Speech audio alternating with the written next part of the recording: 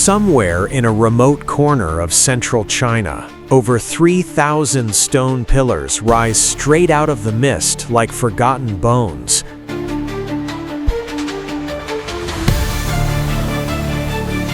No one who sees them for the first time is ever quite prepared for what they experience in that exact moment.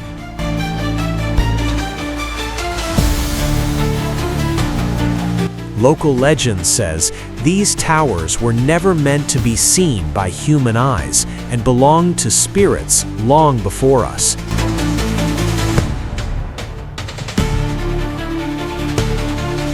Directors from Hollywood once stood exactly where we're standing now, and what they saw inspired one of the highest-grossing films ever made.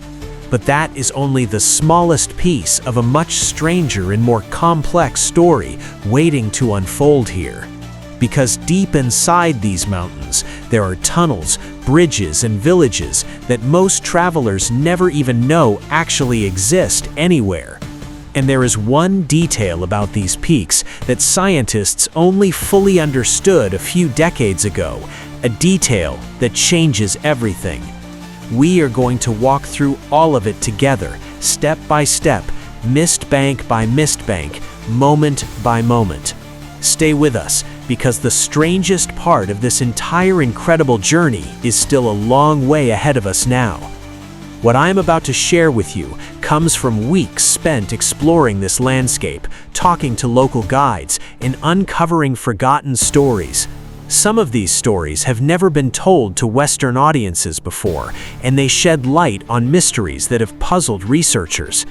This region sits in Hunan province, tucked into the northwestern hills, far from China's glittering coastal cities and modern developments entirely. For centuries, it was so isolated that entire ethnic communities lived here almost untouched by the outside world or outside influences.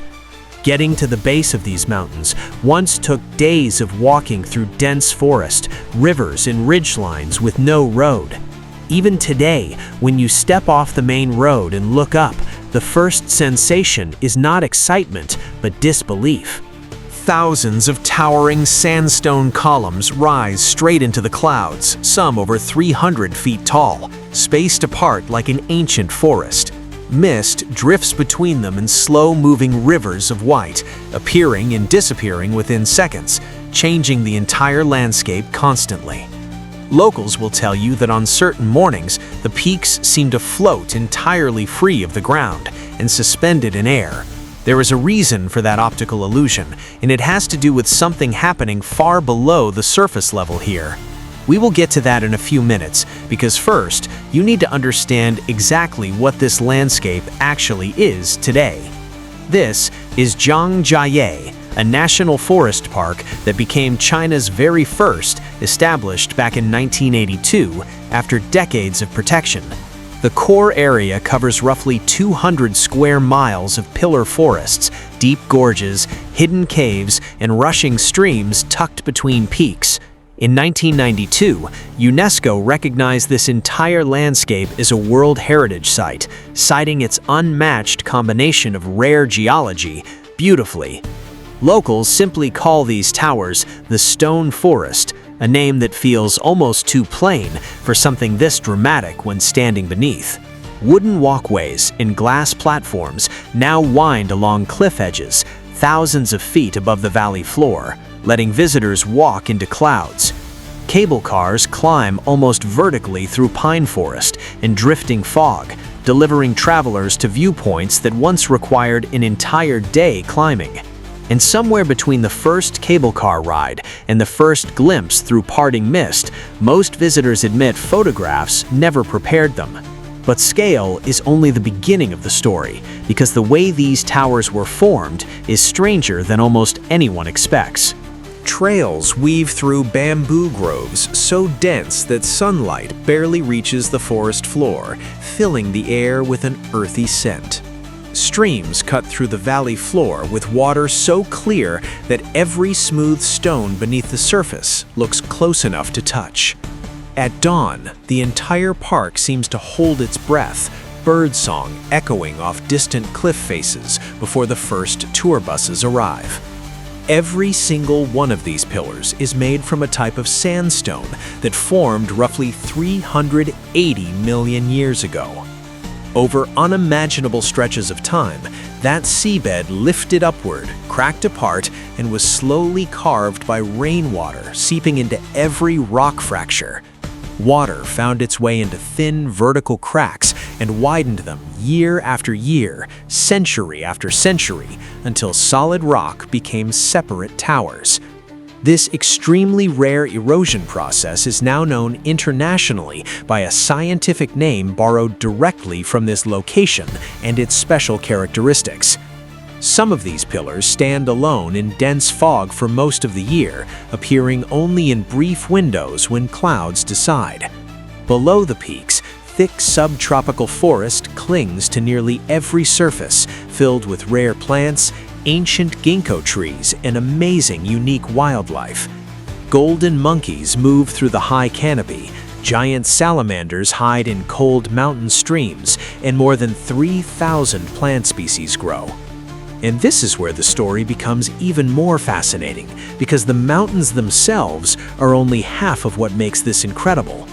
The sheer biodiversity found here rivals some of the most protected ecosystems anywhere on Earth, with countless species found nowhere else globally. Researchers from universities around the world have spent entire careers studying just single sections of this park, barely scratching the surface. Each season brings different colors, different weather patterns, and entirely different experiences depending on when you choose to visit this place. Long before tourists arrived, this region was home to the Tujia people, one of China's oldest ethnic minorities living here peacefully. For much of that history, the area was considered too remote and too rugged for outsiders interested in visiting this sacred land. The isolation actually protected this landscape in ways that preservation efforts in other regions could never have accomplished in modern times. Trade routes deliberately avoided this region, which meant the valleys remained virtually untouched by outside influences or destructive historical events for centuries.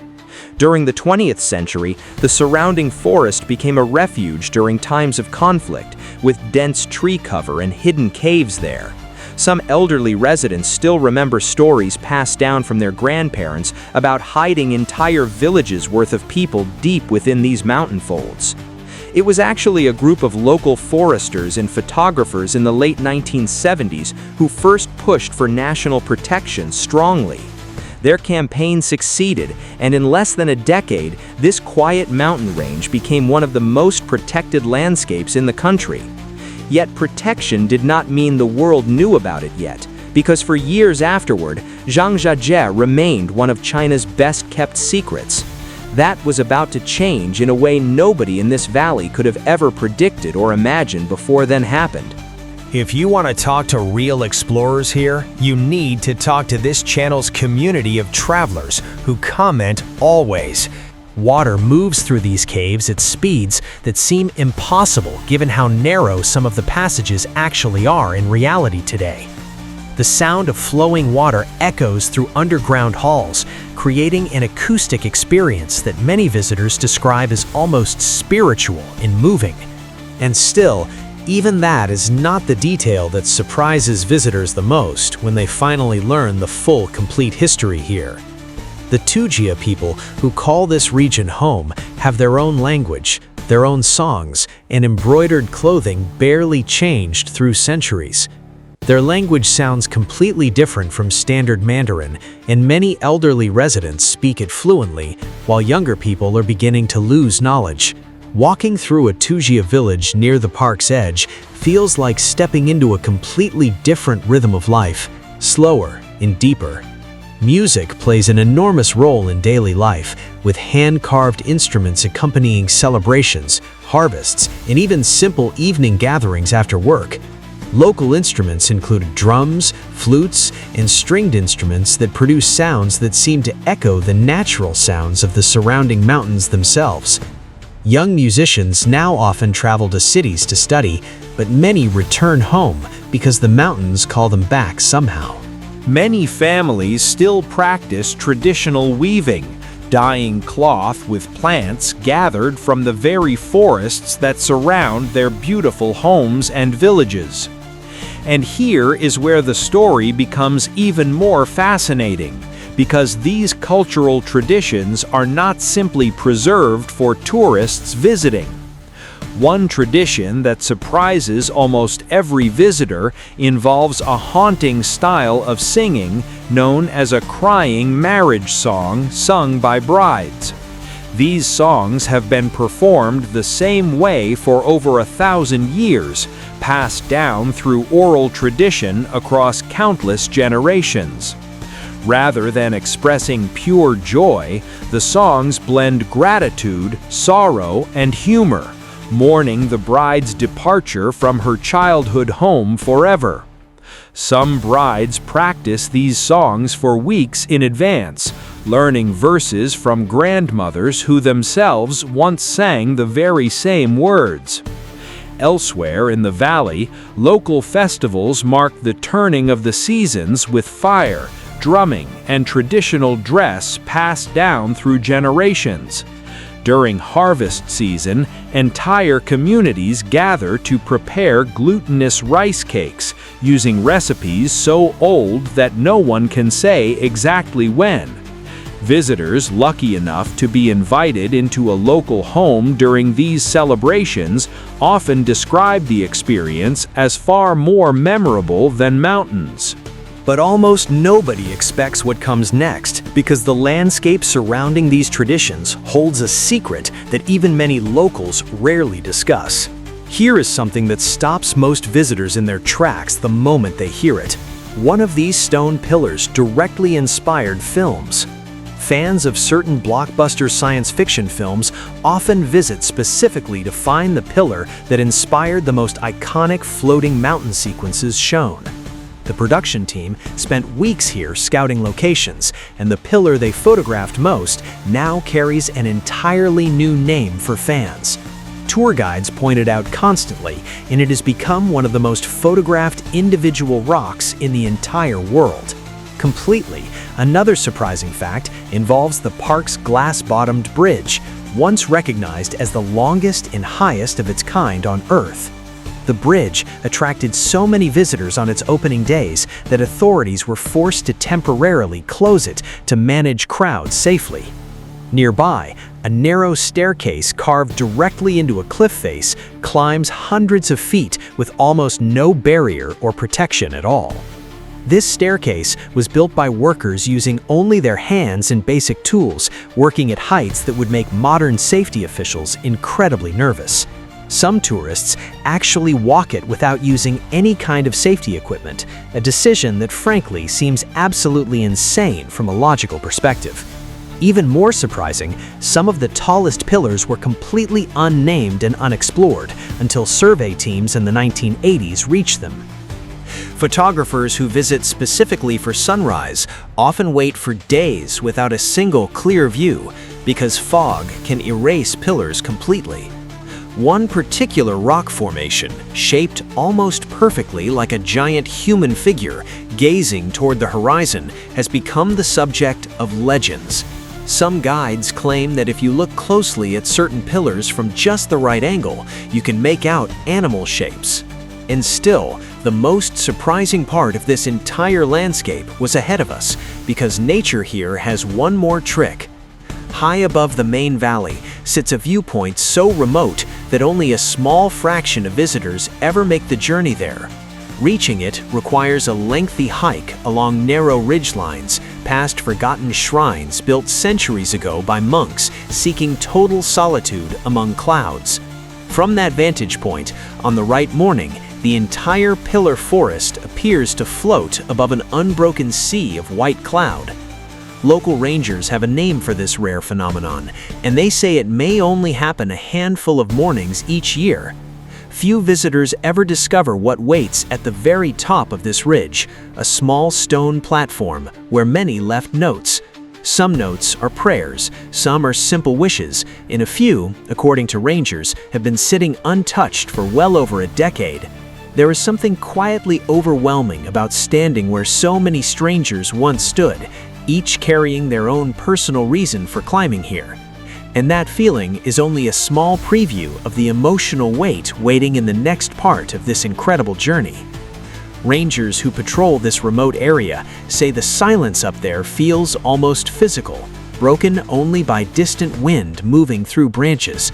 Occasionally, hikers report hearing faint temple bells somewhere in the distance, though no functioning temple has stood in that exact area here. Whether that sound comes from wind moving through hollow rock formations or from something else entirely remains a favorite mystery among guides. Not every part of this landscape has always been safe, and the mountain's history includes stories of genuine danger that shaped management. Early explorers who first attempted to map the deepest gorges often disappeared into dense fog for hours, relying only on instinct. One especially dangerous stretch of cliffside path, now heavily reinforced with steel railing, was once crossed using nothing but narrow wooden planks.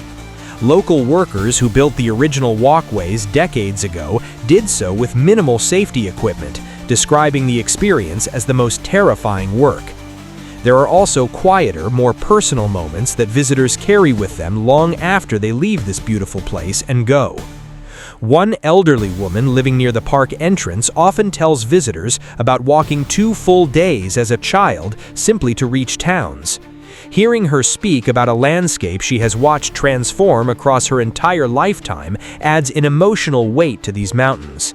And that emotional weight becomes even heavier once you understand what almost happened to this landscape before it was ever protected. Here is the detail almost nobody expects. In the years before protection was granted, large sections of this exact forest were scheduled. Timber companies had already begun surveying access routes through the valley, and permits were being prepared that would have opened much. It was only through the persistence of a small group of local photographers, foresters, and provincial officials that logging plans were abandoned. If those plans had gone ahead just a few years earlier, an enormous percentage of these ancient pillar forests might never have survived. We could easily be visiting clear-cut hillsides right now instead of walking through pristine forest that has thrived for millions of years unchanged.